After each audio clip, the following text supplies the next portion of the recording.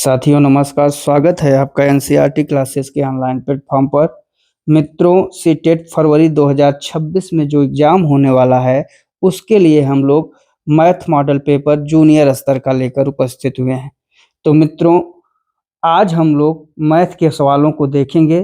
तो जो भाई बहन नए हैं वो हमारे चैनल एनसीईआरटी क्लासेस को जरूर सब्सक्राइब कर लें और अपनी राय को कमेंट के माध्यम से हमें जरूर बताया करें। तो प्लीज़ आप लोग वीडियो को स्किप मत कीजिए, पूरा वीडियो आपके लिए हेल्पफुल है। तो आज का पहला सवाल जो है आपका, एक त्रिभुज के कोणों का अनुपात 2:3:4 है।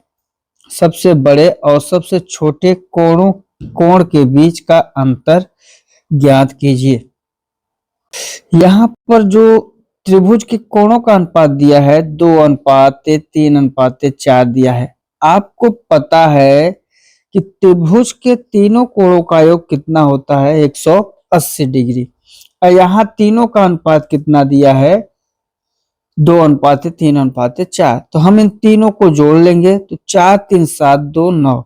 9 का जो अनुपात है, ये हमने अनुपात के लिए लगाया है, वो 180 डिग्री है। तो एक का अनुपात किसके बराबर होगा, 180/9 अर्थात 20 डिग्री के बराबर। हम ट्रिक का प्रयोग करके लगा रहे हैं। अब सवाल में क्या करा, सबसे बड़ा। तो अब देखिए 4 सबसे बड़ा कोण है, तो सबसे बड़ा कोण कितना होगा, 4 × 20 डिग्री बराबर 80 डिग्री। उसके बाद सबसे छोटे कोण, सबसे छोटा कोण है 2, तो 2 × 20 डिग्री बराबर 40 डिग्री।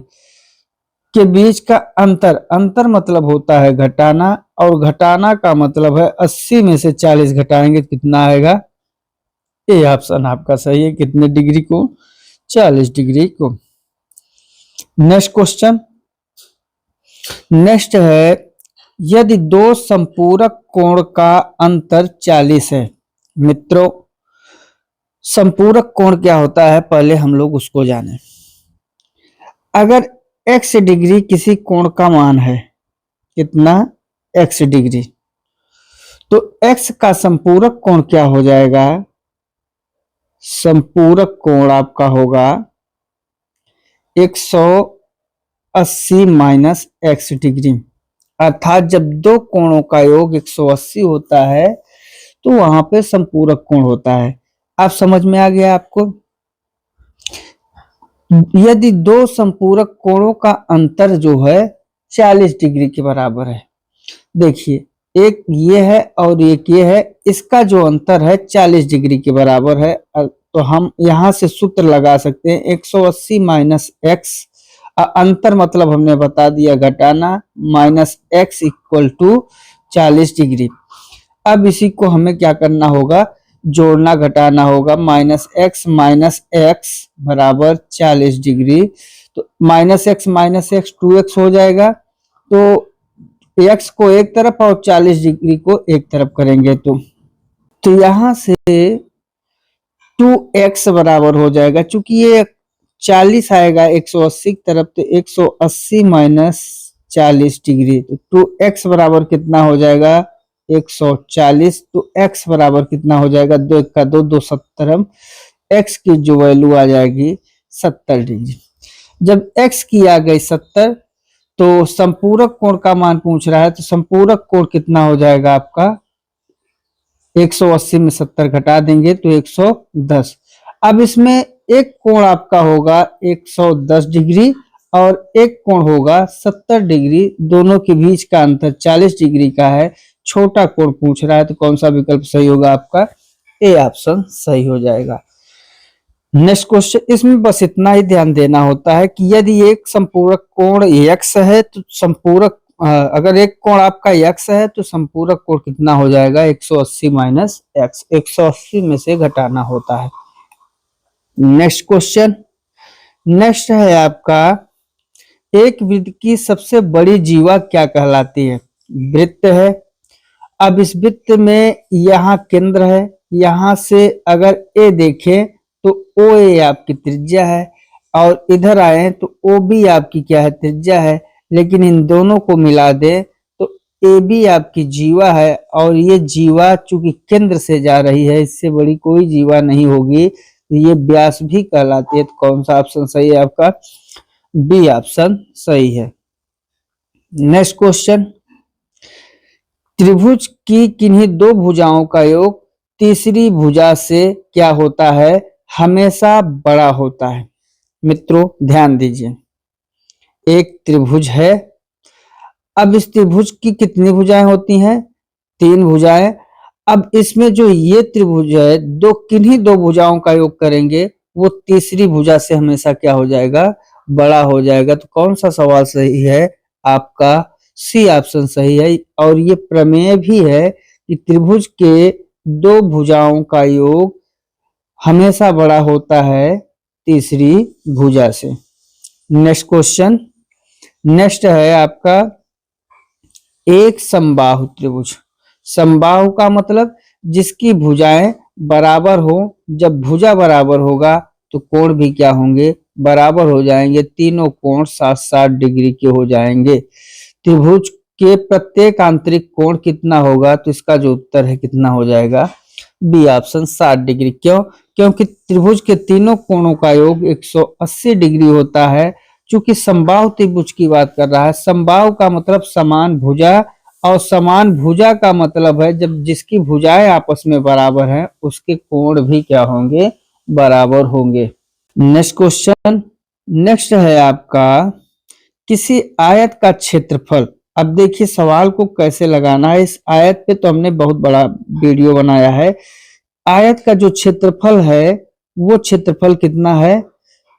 120 वर्ग सेमी।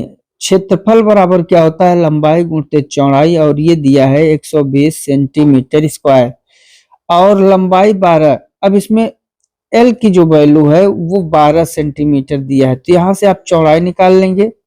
120 बटे 12 अर्थात जो चौड़ाई हो गई कितना? 10 सेंटीमीटर। परिमाप का जो सूत्र होता है P बराबर 2L प्लस बी। इसी सूत्र से परिमाप निकाल लेंगे आयत का। 2L की जगह 12 और B की जगह यहाँ से आपने 10 पाया, तो P बराबर 2 इंटू 12 10 22, 22 दूना 44। तो P की वैल्यू कितनी आ गई? 44 सेंटीमीटर, अर्थात ए ऑप्शन आपका सही है। नेक्स्ट क्वेश्चन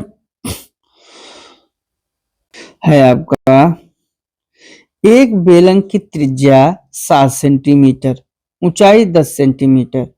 जो त्रिज्या है R बराबर 7 सेंटीमीटर, ऊंचाई H बराबर 10 सेंटीमीटर। इसका वक्र पृष्ठीय क्षेत्रफल बताना है। और जो बेलन का वक्र पृष्ठीय क्षेत्रफल होता है क्या होता है? 2 पाई R H। बेलन का वक्र पृष्ठ क्या होता है? बेलन का वक्र पृष्ठ बराबर 2 पाई R H। अब यहाँ पाई की वैल्यू आपको पता है कितना है? 22/7। 2 पाई की जगह रखेंगे 22/7। R की वैल्यू दिया है 7 और H की वैल्यू कितना है? 10। 7 से 7 कट जाएगा, 22 दूना 44। 44 इंटू 10 बराबर 440 सेंटीमीटर स्क्वायर, अर्थात कौन सा ऑप्शन सही होगा? सी ऑप्शन आपका सही है। नेक्स्ट क्वेश्चन, नेक्स्ट है 8 सेमी भुजा वाले। अब देखिए यहाँ घन की एक घन का आयतन क्या होगा? ए बराबर दिया है कितना? 8 सेंटीमीटर। जो घन का आयतन होता है ए क्यूब, अर्थात भुजा का क्यूब। अब यहाँ पे 8 का क्यूब कर दीजिए तो कितना होगा? 8 इंटू 8 इंटू 8, 8 अठाई 64 और 8 से गुणा करेंगे 8 चौक 32, 8 छंग 48 और 3 51, अर्थात कितना? 512 सेंटीमीटर क्यूब, अर्थात 512 घन सेमी। तो कौन सा ऑप्शन सही है आपका? सी ऑप्शन सही है। नेक्स्ट क्वेश्चन कह रहा है यदि किसी वृत्त की त्रिज्या दोगुनी कर दी जाए तो उसके क्षेत्रफल में क्या परिवर्तन होगा? मित्रों इस सवाल को समझने की कोशिश करिए। देखिए अगर किसी वृत्त की त्रिज्या हमने क्या माना है? R, तो जो वृत्त का क्षेत्रफल होता है ए बराबर होता है पाई आर स्क्वायर। अब क्या कह रहा है, त्रिज्या ही हम दोगुनी कर दें। अभी तक आर पे क्षेत्रफल ये हो रहा था, अब त्रिज्या कर दें 2r, तो क्षेत्रफल क्या हो जाएगा, 4 गुना बढ़ जाएगा। क्यों? क्योंकि r का स्क्वायर है, तो यहाँ पाई इंटू आर की जगह 2r का स्क्वायर कर देंगे। ए बराबर क्या होगा, पाई इंटू 2 दूनी 4 r square, 4 pi r square. तो देखिए पाई आर स्क्वायर पहले भी है क्षेत्रफल, यहाँ भी है, तो हम यहाँ से कर दें ए डैश बराबर, अर्थात ए डैश बराबर कितना होगा, 4a, चूंकि स्टार्टिंग वाला, तो कितने गुना बढ़ा, 4 गुना बढ़ जाता है। समझ में आया? नेक्स्ट क्वेश्चन है आपका, नेक्स्ट है एक समलंब की समांतर भुजाएं 10 और 12 सेंटीमीटर हैं, उनके बीच की जो दूरी है, देखिए समलंब की समांतर भुजाएं कितना है, एक 10 है और दूसरी 12 है, और बीच की जो दूरी है 5 सेंटीमीटर है। समलंब का जो चतुर्भुज होता है क्या होता है, इसका जो चतुर्भुज होता है समांतर भुजाओं का योग गुणते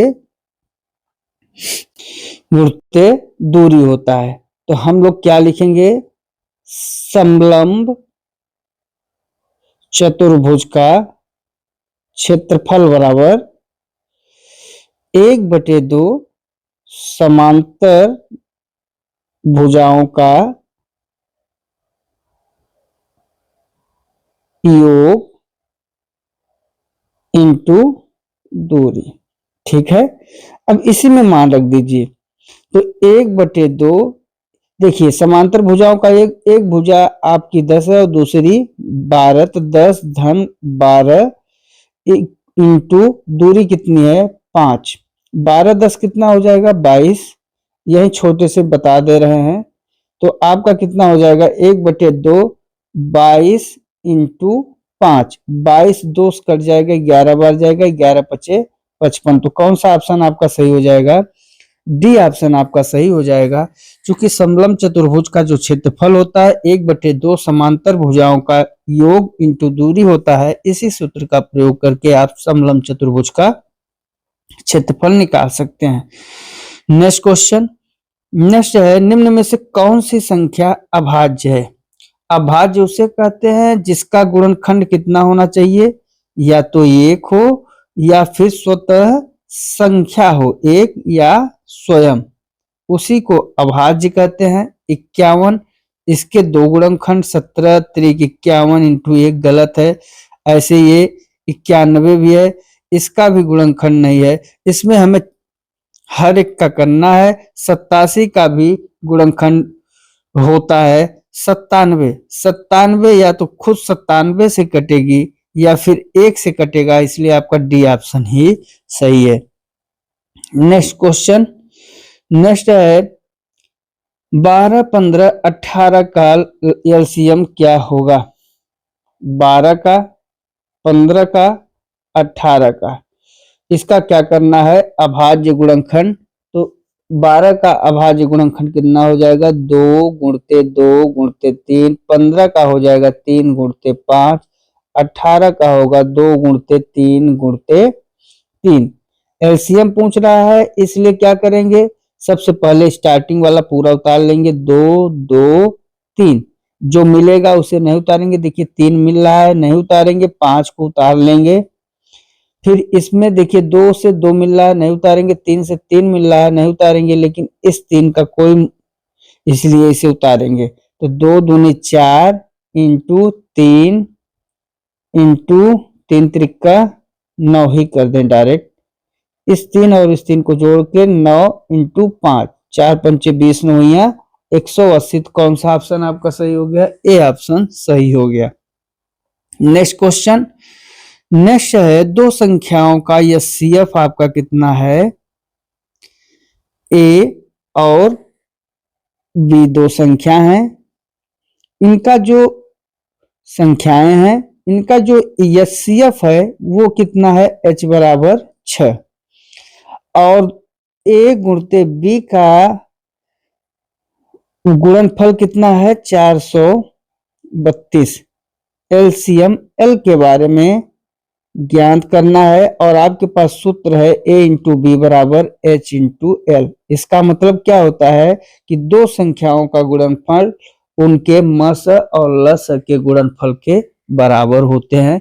इसी सूत्र का प्रयोग करना है। ए बी का मान दिया है कितना 432, 432 बराबर 6 इंटू एल।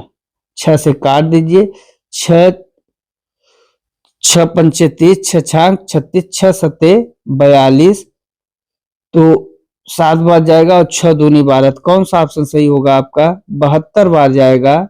तो आपका ऑप्शन जो सही है एलसीएम की वैल्यू 72 आ जाएगी। आप लोग हल करिएगा कौन सा ऑप्शन, डी ऑप्शन सही है। नेक्स्ट क्वेश्चन, नेक्स्ट क्वेश्चन है आपका 2/3 और 3/4 का योग क्या होगा। जोड़ लीजिए 2/3 और 3/4, दोनों का लेंगे एलसीएम। एलसीएम हो गया 3 4 का 12, 4 दूनी 8 और 4 तिहाई 12, 3 त्रिका 9, 9 8 17/12। कौन सा ऑप्शन सही है आपका, ए ऑप्शन सही है। कुछ नहीं करना है, हर का लेना है, हर का एलसीएम, फिर एलसीएम 12 आ गया। इसका जो है एक एक हर के साथ भाग देना है, फिर जितना आए उसी का गुणा कर देना है अंश के साथ। वही लिखे हैं, देखिए 3 चौक 12, 4 बार जा रहा है, 4 का गुणा इस अंश में किए 4 दूनी 8। नेक्स्ट क्वेश्चन 0.005 को भिन्न रूप में कैसे लिखा जाएगा।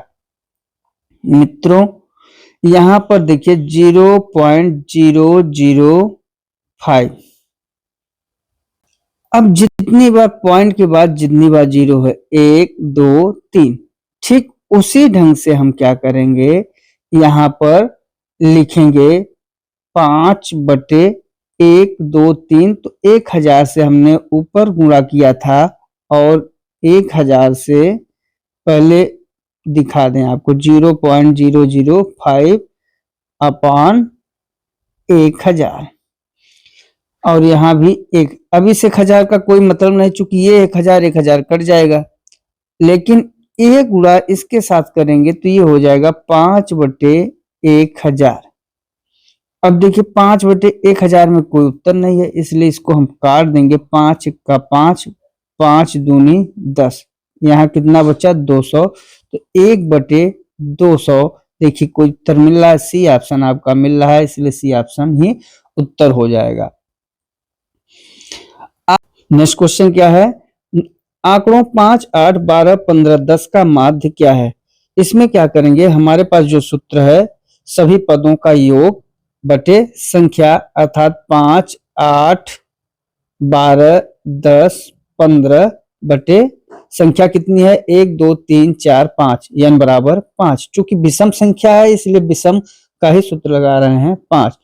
जब इनको योग करेंगे 5 8 13 12 25, 15 10 25, 50/5 बराबर उत्तर जो होगा आपका 10। कौन सा सही उत्तर है, बी ऑप्शन आपका सही है। नेक्स्ट क्वेश्चन, नेक्स्ट है संख्याओं 2 4 4 5 6 7 4 8 का बहुलक क्या है। मित्रों जो बहुलक होता है, बहुलक का मतलब होता है कि अधिक बार पदों का आना, अधिक बार पदों का आना। अब इसमें जो संख्या सबसे ज्यादा बार आएगी वही बहुलक हो जाएगा। आप देख रहे होंगे कि यहाँ 4 3 बार आया है, 4 से अधिक बार कोई नहीं आ रहा है, इसलिए जो बहुलक होगा, बहुलक मोड होगा, वो कितना होगा आपका 4। कौन सा ऑप्शन, डी ऑप्शन सही है। क्योंकि बहुलक क्या होता है कि पद में कौन सी संख्या सबसे अधिक बार आती है, और 4 से अधिक बार कोई संख्या नहीं आई हुई है, इसलिए 4 आपका बहुलक है। नेक्स्ट क्वेश्चन, नेक्स्ट क्वेश्चन क्या है आपका, क्रमित आंकड़ों 3 5 7 9 11 13 15 की माध्यिका क्या है।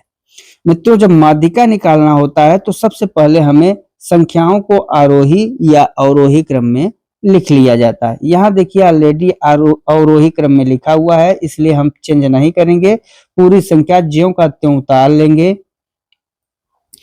फिर देखेंगे कि संख्या कितनी है, तो देख रहे हैं 1 2 3 4 5 6 7, तो जो n बराबर है क्या है, n की वैल्यू 7 है, और 7 आपको पता है विषम संख्या है। जब 7 विषम संख्या है तो माध्यिका का सूत्र होता है n + 1/2वें पद का मान। अब यहां से n की वैल्यू कितनी मिली है 7, तो 7 + 1/2 वें पद का मान। अब पद का मान क्यों लिख रहे हैं अभी आपको बताएंगे। तो 7 × 8/2 कितना हो जाएगा, अर्थात चौथे पद का मान। अब देखिए चौथे नंबर पे यहां अब आएंगे इस वाले सारणी में, देखेंगे चौथे नंबर पे कौन सा पद है, तो 1 2 3, चौथे नंबर पे आपका 9वां पद 9 है, इसलिए कौन सा उत्तर सही होगा, डी ऑप्शन सही होगा, 9 आपका उत्तर सही होगा। तो माध्यिका निकालने का इस ढंग से सूत्र प्रोसेस होता है। इसी प्रकार सम संख्याओं की भी माध्यिका निकलती है, तो उसकी भी सवाल होगी, उसे अलग ढंग से आपको बताएंगे। नेक्स्ट क्वेश्चन, नेक्स्ट है आपका, एक पाई चार्ट में पूरे वृत्त का कुल कितना कोण बनता है, 180 100 360 और 90। यहाँ पाई चार्ट की बात कर रहा है, और पाई चार्ट का जो कोण होता है, क्योंकि पाई चार्ट एक बिंदु के चारों ओर से शुरू होता है और पुनः उसी बिंदु पे आ जाता है, इसलिए 360 डिग्री, अर्थात सी ऑप्शन सही होगा। नेक्स्ट क्वेश्चन, नेक्स्ट है, दिए गए आंकड़ों में परिसर का क्या अर्थ है। जो परिसर है उसके बारे में हमको बताना है। परिसर का मतलब सभी संख्याओं का औसत, बिल्कुल गलत, सबसे बड़ी और सबसे छोटी संख्या का अंतर। बी ऑप्शन आपका सही है, बीच की संख्या और सबसे बार बार। कौन सा ऑप्शन, बी ऑप्शन सही है, सबसे बड़ी और सबसे छोटी संख्या का जो अंतर होता है उसी को हम लोग क्या कहते हैं, परिसर कहते हैं।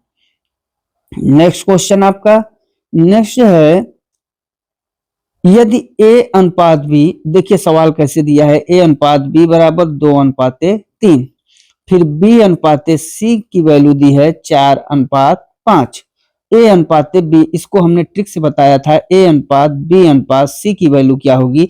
हम क्या करेंगे, पहले 4 का करेंगे गुणा इसके साथ, किसके साथ, 2 के साथ, फिर 4 का गुणा 3 के साथ, तो 4 दूनी 8, अनुपात 4 तिहाई 12, फिर इस लास्ट वाले गुणा लास्ट के साथ कर देंगे 5:3, कितना हो जाएगा, 5 तिहाई 15। तो a अनुपात b अनुपात c की वैल्यू कितनी होगी, 8:12:15, अर्थात डी ऑप्शन आपका सही है।